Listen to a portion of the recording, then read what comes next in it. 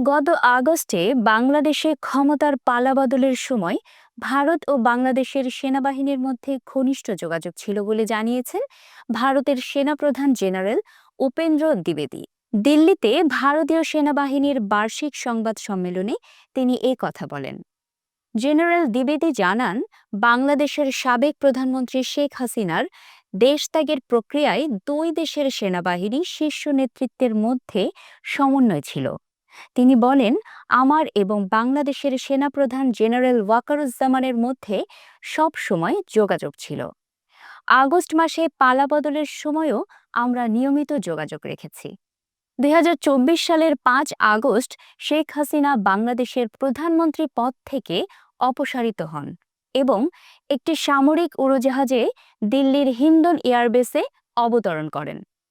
তখন থেকে তিনি ভারতে অবস্থান করছেন, যদিও তার অবস্থানের আনুষ্ঠানিক স্ট্যাটাস ভারত সরকার স্পষ্ট করেনি।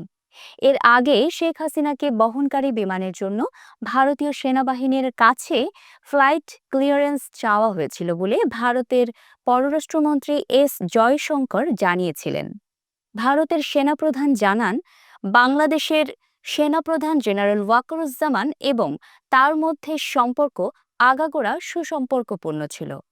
তিনি আরও বলেন, বাংলাদেশ আমাদের জন্য স্ট্র্যাটেজিক দিক থেকে গুরুত্বপূর্ণ, যেমনটি আমরা তাদের জন্য। দুই দেশের সেনাবাহিনীর মধ্যে সম্পর্ক স্বাভাবিক থাকলেও সামরিক মহড়া পিছিয়ে দেওয়া হয়েছে।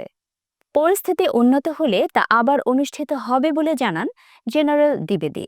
দুই দেশের মধ্যে সামরিক সম্পর্ক অটুট থাকলেও ভারতের সেনাপ্রধান মনে করেন, বাংলাদেশে একটি নির্বাচিত সরকার ক্ষমতায় এলে দ্বিপাক্ষিক সম্পর্ক আরও স্বাভাবিক হবে। বর্তমান অন্তর্বর্তী সরকারের সাংবিধানিক বৈধতা নিয়ে প্রশ্ন রয়েছে। নির্বাচিত সরকার দায়িত্ব নিলে সম্পর্ক পুনরায় স্বাভাবিক হবে, তিনি মন্তব্য করেন। বিশ্লেষকরা মনে করছেন, সেনাপ্রধানের মন্তব্যের মধ্য দিয়ে ভারত সরকার বাংলাদেশের বর্তমান পরিস্থিতিকে কিভাবে দেখছে তারই প্রতিফলন ঘটেছে।